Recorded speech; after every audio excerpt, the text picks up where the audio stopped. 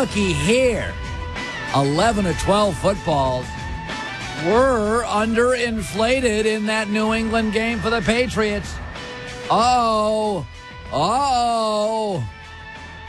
right, let me start with this. First of all, I think it's a bad look for the Patriots and Belichick, and I don't think Robert Kraft is going to be really happy. Because Robert Kraft, he's been a guy that's been very much a supporter of Roger Goodell and doing things right and being decent, and I don't think Robert Kraft is happy today. I know Roger Goodell's not happy, and I think they're going to really, and there's still a ways to go in this investigation, but in the end, I think the biggest issue here isn't the deflated footballs. It's the insubordination of the league by Belichick. Belichick even mocks the media process. He mocks it. Spygate, mocks it.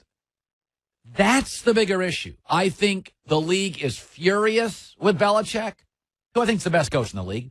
I think Robert Kraft is unhappy today. What do I think about deflating footballs?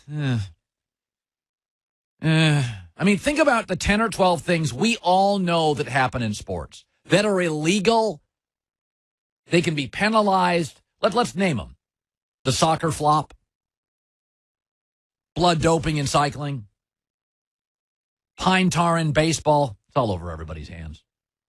Recruiting in college basketball and football, corked bats, phantom tags in baseball, pumped-in crowd noise, NASCAR regulations. I mean, crew chiefs are constantly tagged. Baseball, Dominican age deception, PEDs in all sports. Where does ball deflation rank among that? Pretty low. It's not a buzz cut, it's a trim. You know what I mean? It doesn't rise to outrageous for me. Why? Because I'm reading a story this morning from Charles Robinson, the best investigative reporter, one of the best out there, doesn't work for this network, where he talked to a football manager last year after the USC story with ball deflation, and the football manager said, goes on every day, goes on every game. It doesn't bother me because Brad Johnson, who won a Super Bowl with the Buccaneers, there's a story out today by Rick Stroud, he paid off somebody to deflate a ball during that Super Bowl. So I'm not outraged by it. I think if you look at sports and what happens in sports, go look at the Charles Robinson story today. Go look at the Brad Johnson story today. They're all over the internet. It's just going to be really hard for me to say Indy, New England was decided by gradual decline in air pressure. I can't go there. But I think it's a really embarrassing moment for Robert Kraft and the Patriots. And let's be honest, it helps a little. I mean, you wouldn't do this if it didn't help a little, right? I mean, Pete Carroll and the Seahawks, Adderall, practice issues, that special teams coach he hired at USC, you wouldn't take the risk if it didn't help a little, right? I mean, you wouldn't pay for Viagra if it didn't help a little. Heroin, cocaine, it's got to be doing something or it wouldn't be worth the price, right?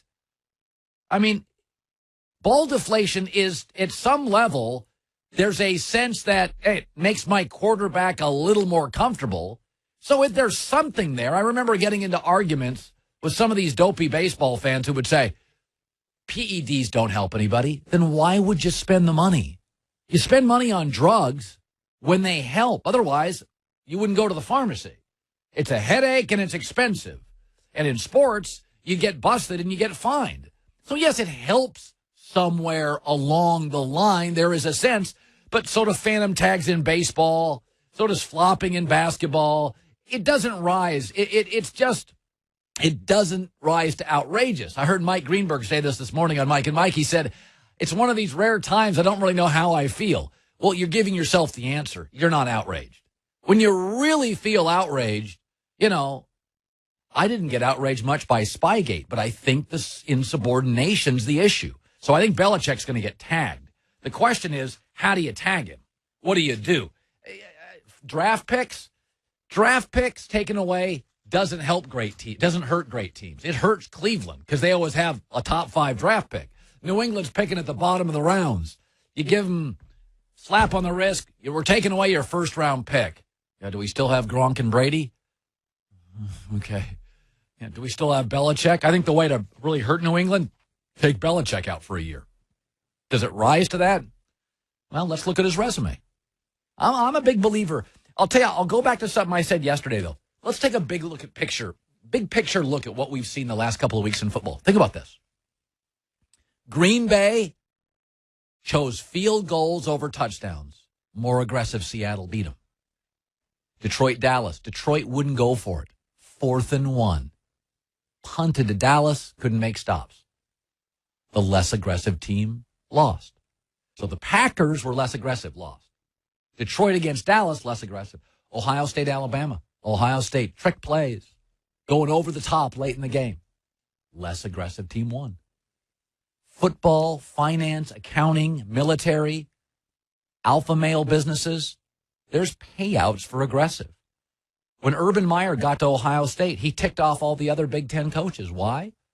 Because he went in and he talked to recruits who had already verbally committed, and he swayed them to the Buckeyes. That is done by the top coaches in college football. Lute Olson in basketball, they called him Midnight Lute. He'd steal your recruit at midnight, day before signing day. The SEC is overwhelmingly the most aggressive recruiting conference. Boy, they push the envelope, and they get better players. Seattle's the most penalized team in the NFL the last 2 years. Man, they push the envelope. Football, technology, accounting, finance, those are the envelope-pushing businesses. Steve Jobs, when he was at Apple, I mean, he said he'd spend every penny of Apple's $40 billion in the bank to destroy the Android because he believed they stole it from him. Yet Steve Jobs is the guy who famously quoted Picasso in 1996 saying, "Good artists copy, great artists steal." Technology is the stealing business. Football, network television, American Idol, now they have The Voice. There are no original ideas. So this doesn't rise to outrageous as an act, but it does rise in Belichick's case to embarrassing for Kraft, his legacy, and the league, and I think they will punish him and should. I don't mind envelope pushers, but you got to respect industries.